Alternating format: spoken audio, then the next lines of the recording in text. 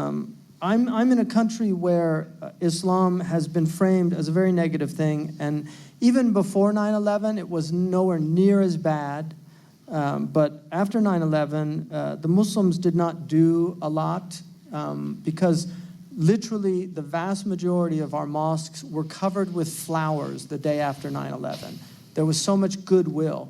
For every one negative call we got on the phone, we got 100 calls to the mosques, and we have recordings of this, where they said, we're really worried, we heard people are attacking mosques, and that's not wrong, that's wrong. If you need people to guard your mosque, we'll come. This is a fact that happened. But that goodwill was squandered by the Muslims becoming completely, and at the time, and Dr. Omar actually was there when we met in Los Angeles, and I said to a large group of Muslim leaders that we are going to be framed as a fifth column. I've been watching these people for a long time. This is 2001. We met in Los Angeles. I said, we are going to be framed as a fifth column in this country. They're going to present us as an evil religion and a danger to their civil society. And we need now to literally do something about this, to frame ourselves properly, give our narrative, not allow others to define us. Everybody said, no, we don't want to go there. That's apologetics. We should just ignore it. This is called the Streisand effect. You know, Barbara Streisand, they took pictures of all these houses, you know, and put them online from aerial photograph. And so Barbara Streisand got really upset because it's a private house. She didn't want her house online like that. And so she sued the people. Well, because she did that, it got in the newspaper, and then everybody went to the website to see her house. So the very thing she was trying to stop ended up happening. And so they call that the Streisand effect, when you try to, you know, prevent something from getting out, and you're doing it actually makes it get out even more.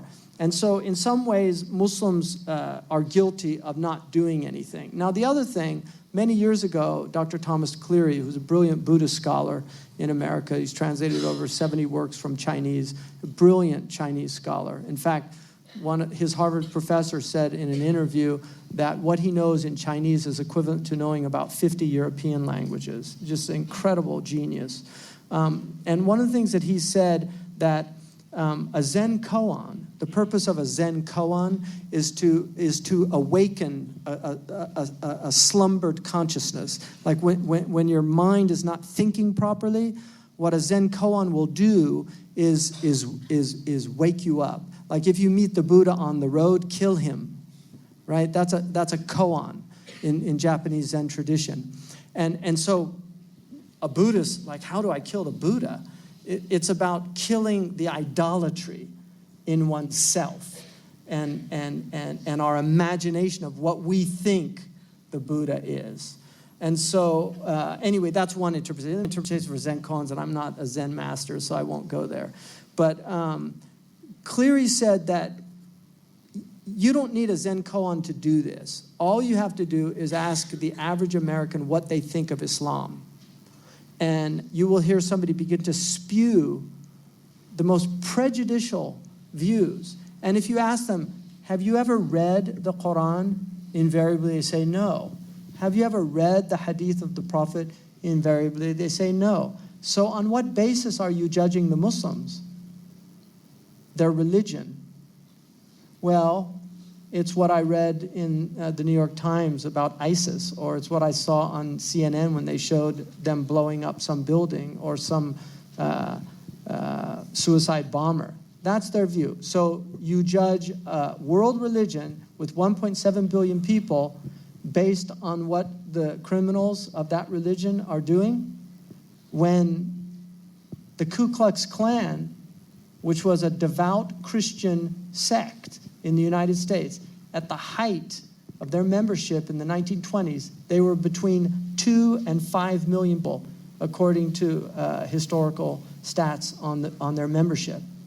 So do you judge Christianity, Ku Klux Klan? Do you judge Christianity by what happened at Waco, Texas with the Davidian sect of Quraysh, who was a Seventh-day Adventist? Seventh-day Adventists are very nice people. They're vegetarians. which doesn't mean you're nice. Hitler was a vegetarian, but generally vegetarians are nicer than other people. I had an airplane, and I called to get a vegetarian meal. This is a true story. I called to get a vegetarian meal, and they said, "Oh, I'm sorry, your flight is tomorrow at 12 o'clock, and it's 12:05, and we need 24 hours to do." I said, "What? It's 12:05. She said, "Sorry, the computer doesn't accept it at that time." Because I asked for a vegetarian. So I hung up. I was a little distraught. I was just call and ask for a kosher meal. I said, "What?" He said, "Yeah, just ask for a kosher meal, trust me." So I call up, same thing, and I said, can I get a kosher meal? She said, the flight's at 12. I said, yeah. She said, okay, fine. I said, why'd they do that? She said, because vegetarians never complain.